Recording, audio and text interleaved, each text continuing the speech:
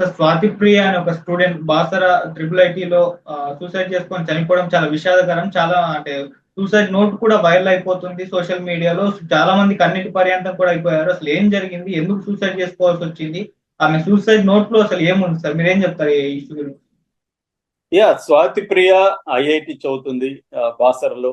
ఆమె ఒక పెద్ద సూసైడ్ నోట్ రాసి ఆత్మహత్య చేసుకుంది. ఆ సూసైడ్ నోట్ నేను చదివాను. సో అది ఒక రకమైన చాలా మొత్తంగా చదివితే ఎవరికైనా మనిషి అన్న వాడికి కన్నీళ్లు వచ్చే స్థాయిలో సూసైడ్ నోట్ ఉంది.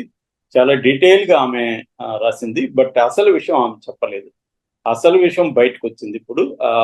అసలు ఎందుకు ఆమె చనిపోయింది, వాళ్ళ తల్లిదండ్రులు కారణమా, లేకపోతే కాలేజీ యాజమాన్యం కారణమా, ప్రేమ కథ ఏమైనా ఉందా, లేకపోతే ఆమెని వేధింపులు ఏమన్నా కాలేజీలు ఉన్నాయా, ఇది ఇలా మల్టీ డైమెన్షనల్ గా ఆమెకు సంబంధించిన వార్తలు బయటకు వస్తున్నాయి.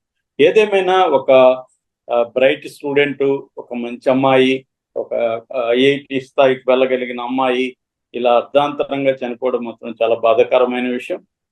దీన్ని ఎందుకు చెప్పుకోవాలంటే ఇలాంటి సంఘటనల నుంచి ఇప్పుడున్న విద్యార్థులు ఏమి నేర్చుకోవాలి, తాము ఎటువంటి గుణపాఠాలు నేర్చుకోవాలి. ఎందుకంటే ఆమె ఇంకా నేర్చుకోలేదు.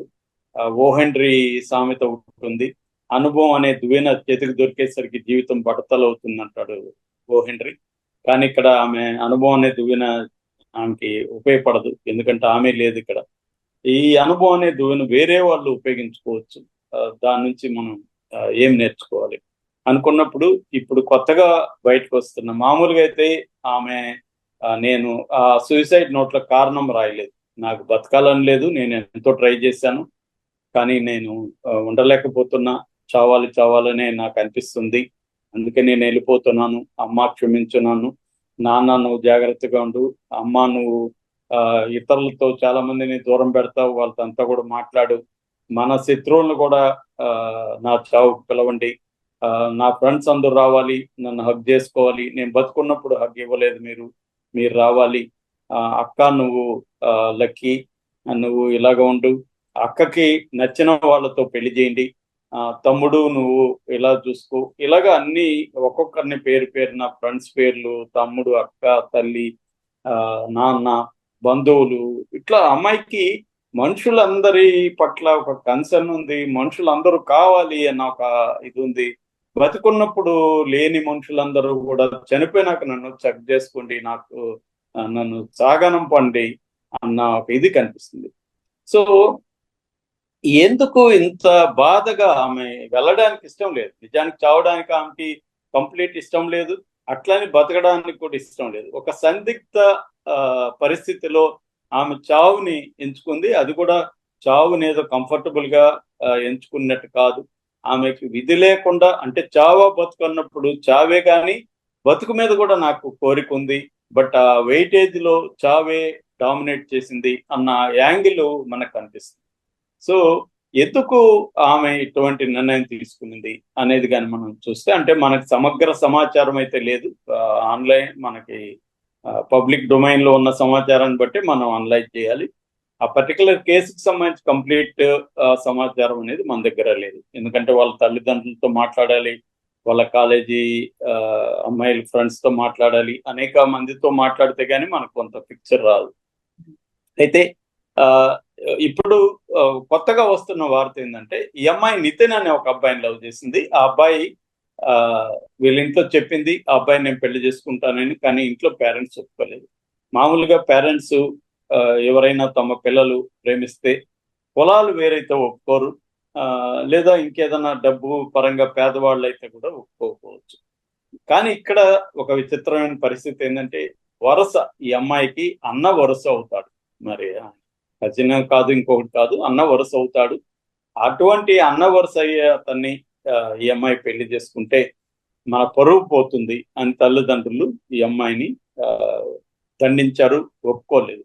అందుకనే అమ్మాయి తల్లిదండ్రులను ఒప్పించలేక, నితిన్తో లేచిపోలేక సంఘర్షణ పడి, ఎందుకంటే అమ్మాయికి తల్లిదండ్రులు కావాలి, తల్లిదండ్రులకు సంబంధించిన బంధువులు కావాలి, ఫ్రెండ్స్ కావాలి, వీళ్ళందరిని ఎదిరించి నేను నితిన్తో హ్యాపీగా ఉండలేను ఒంటరిగా వెళ్ళి అన్న ఒక ఫీలింగ్ అమ్మాయికి వచ్చింది. మామూలుగా ఇవాళ ఆ, ఇటువంటి అమ్మాయిలు అరుదుగా ఉంటారు. మామూలుగా ఏం చేస్తారు, నీకు నచ్చకపోతే నువ్వు నీ ప్రాబ్లం అది, నాకు నితిన్ కావాలి అని వీళ్ళు లేచిపోవడము, వాళ్ళిద్దరు కలిసి పెళ్లి చేసుకోవడమో చేస్తారు. కానీ ఇక్కడ ఈ అమ్మాయికి మనం మొత్తం లెటర్లో పరిశీలిస్తే ఈ అమ్మాయికి కుటుంబం అంటే చాలా ప్రేమ ఉంది, అందరూ కావాలనే ఫీలింగ్ ఉంది. అమ్మకు కూడా చెప్తుంది, అమ్మ నువ్వు చాలా మందితో మాట్లాడడం మానేసావు, వాళ్ళందరితో మాట్లాడమ్మా ఇంకా అని చెప్తుంది. అంటే అట్లాగే అక్క నువ్వు నాకు ఎప్పటి నుంచో దూరంగా ఎక్కడో చదువుతున్నావు, అయినా నువ్వంటే నాకు చాలా ఇష్టం అక్క, ఐ మిస్ యూ అంటుంది. ఇలాగా అమ్మాయికి ఆ, మొత్తం కమ్యూనిటీ అంటే బంధువులు కావచ్చు, ఫ్రెండ్స్ కావచ్చు, అందరూ కావాలి అన్న ఫీలింగ్ తో ఉంది. కాబట్టి ఈ నేచర్ వల్లనే ఆ అమ్మాయి తల్లిదండ్రులను ధిక్కరించి తను ప్రేమించిన అతనితో వెళ్ళిపోలేదు. అన్న వరుస, ఇప్పుడు ఈ వరుసలు అనేవి ట్రిక్కీగా ఉంటాయి మనకి. చాలాసార్లు రకరకాల దీంట్లో చూస్తే అన్న వరుస అవ్వచ్చు, కానీ సో బిడ్డ ప్రాణం కంటే ఏది ముఖ్యం కాదు. అమ్మాయి కౌన్సిలింగ్ ఇచ్చు, ఒకవేళ వద్దనుకుంటే చూడమ్మా అన్న వరుస అవుతాడు, రేపు ఇటువంటి ఇబ్బందులు ఉంటాయి అని ఆలోచించు అని చెప్పొచ్చు. ఫైనల్ గా అమ్మాయి స్ట్రాంగ్ గా డిసైడ్ అయినప్పుడు అమ్మాయి ఇష్టానికి వదిలేసి తాము సపోర్ట్ చేయాలి. అమ్మాయికి రేపు ఏదన్నా ఇబ్బందులు వచ్చినా తాము నిలబడి, ఒక తల్లిదండ్రులు పిల్లల్ని ఒక కంటి రెప్పలాగా చూసుకుంటారు చిన్నప్పుడు, కానీ పెద్ద స్థాయికి వెళ్ళినప్పుడు ఆ కంటి రెప్పే కనురెప్పే కాటేస్తుంది అంటారు కదా, ఆ కంచె చేను వేసినట్టుగా మన కనురెప్పే కాటేస్తుంది. అట్లా తల్లిదండ్రులే పిల్లల్ని రకరకాల పద్ధతులు కాటేస్తారు. తాము అపురూపంగా పెంచుకున్నాము ఇలాంటి పిల్లలు ఈరోజు వాళ్ళు కోరుకున్నది ఒకవేళ మనకు నచ్చకపోయినా దాన్ని మనం సపోర్ట్ చేద్దాము అని తల్లిదండ్రులు అనుకుంటే, లోకం అనేది ఒక మిత్తు, లోకానికి ఏం పని లేదు, 24 hours ఈ సమస్య గురించి చర్చిస్తారా, లోకం ఎట్టన్నా అనుకొని వీళ్ళు కంఫర్టబుల్ గా వాళ్ళు హ్యాపీగా ఉంటే అన్న వరుస అయితే తప్పే ఉంది. వాళ్ళకి వరుస అన్న వరుస కావచ్చు, కానీ వాళ్ళిద్దరి మధ్య ఫీలింగ్స్ ఉన్నప్పుడు తప్పేం కాదు. ఎందుకంటే సొంత అన్న చెల్లెలు అయితే ఒక అర్థం ఉంది, అన్న వరుస అయ్యే వాళ్ళు చాలా మంది అరేంజ్డ్ మ్యారేజ్ వాళ్ళు కూడా ఇవాళ అన్న వరుస అయితే అవుతాడులే, ఒక ఇంకేదో యాంగిల్లో వరుస కాదులే అని అట్లా కలిపేసి పెళ్లిళ్ళు చేసేస్తుంటారు, చాలా చూస్తుంటాము. రెండోది మన వరుసలు కూడా విచిత్రం ఉంటాయి. ఇప్పుడు నాకు ఒక సిస్టర్ ఉంది, ఆ సిస్టర్ చెల్లి, ఆ సిస్టర్ కూతురు కొడుకో నాకు వరుస అవుతారు. ఫర్ ఎగ్జాంపుల్ నా సిస్టర్ కూతురు నేను పెళ్లి చేసుకో, అదే మరి నా తమ్ముడు అన్న ఉంటాడు అనుకో, అన్న కూతురు మళ్ళీ నాకు వరుస అవ్వదు. ఇది ఎక్కడ లాజిక్ రా బాబు అనిపిస్తుంది కదా మనం లాజిక్ అప్లై చేస్తే. ఇద్దరు ఇదే కదా, జెండర్ తేడా వచ్చేసరికి వరుసలు మారుతాయి ఇలాగా. కాబట్టి తల్లిదండ్రులు ఏంటంటే ఇట్లాంటి ఎదిగిన పిల్లల పట్ల కఠినంగా ఉండడం కరెక్ట్ కాదు. పరువు పేరుతో ఇంకో పేరు, దానివల్ల ఇప్పుడు ఒక బంగారు భవిష్యత్తున్న ఒక బిడ్డ జీవితం నాశనం అయిపోయింది. ఇది తల్లిదండ్రులు ఆలోచించుకోవాలి. ఇటువంటి సంఘటన చూసినప్పుడు తల్లిదండ్రులు కూడా వాళ్ళ తల్లిదండ్రుల పక్క నిలబడి మాట్లాడడం కాకుండా పిల్లల పాయింట్ ఆఫ్ ఎప్పుడైనా కూడా మనకంటే మన జనరేషన్ స్మార్ట్ గా ఉంటది, మన జనరేషన్ అడ్వాన్స్డ్ గా, మనకంటే మన తర్వాత జనరేషన్ అడ్వాన్స్డ్ గా ఉంటది. లైఫ్ అనేది అటు ముందుకే వెళ్తుంది. సో మారుతున్న సామాజిక పరిస్థితులకు అనుగుణంగా తల్లిదండ్రులు కూడా మారాలి తప్ప తామేదో ఊహించుకొని ఈ సమాజం ఎలా చూస్తుంది ఏంటి అనేది ఉండకూడదు. రెండవది, స్వాతి వైపు నుంచి ఆలోచించినప్పుడు స్వాతి ధైర్యంగా ఎదుర్కోవాలి, నిలబడాలి, పోరాడాలి. అంతా లేనప్పుడు వాళ్ళని వదులుకోవాలి. ఎందుకంటే తన కోరికలను మన్నించలేక తనని శత్రువుగా చూసే వాళ్ళ నుంచి దూరం అవ్వాలి తను ప్రేమించిన అతనికి. అటువంటి ఒక స్ట్రాంగ్ విల్ అనేది ఉండాలి. అంతేగాని దానికోసం ఆమె చనిపోవడం అనేది ఇప్పుడు అందరినీ బాధల్లో ముంచింది. తల్లిదండ్రులకి గిల్ట్ ఉంటది, వాళ్ళ తమ్ముడు, వాళ్ళందరికీ ఇది లైఫ్ లాంగ్ ఒక హాంటింగ్ లాగా ఉండిపోతుంది. ఈ ఏజ్లో చనిపోవడం అనేది ఎవరికైనా అంత డైజెస్ట్ కాదు. సో అమ్మాయి కూడా తొందరపడింది. కాకపోతే అమ్మాయి ఎంతో వేదన చెందింది అనేది అర్థమవుతుంది. నేను ఇందాక చెప్పినట్టుగా ఎంతో వేదనతో, బాధతోనే నిర్ణయం తీసుకున్నట్టుగా. అంత నైట్ రాసింది లెటర్, మళ్ళీ నిద్రపోయిలేసి మార్నింగ్ కూడా లెటర్ రాసి కంటిన్యూ చేసింది.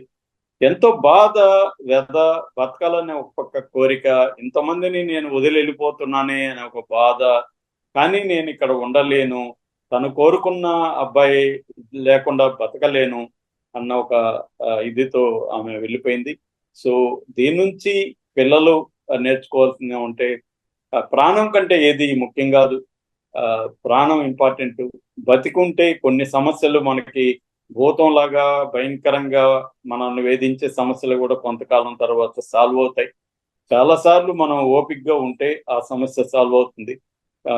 మన వల్ల సాధ్యం కాకపోతే వేరే వాళ్ళకి చెప్పడమో, ఫ్రెండ్స్కి చెప్పడమో, ఇంకెవరికన్నా చెప్పి సాల్వ్ చేసుకోవడానికి ప్రయత్నించాలి.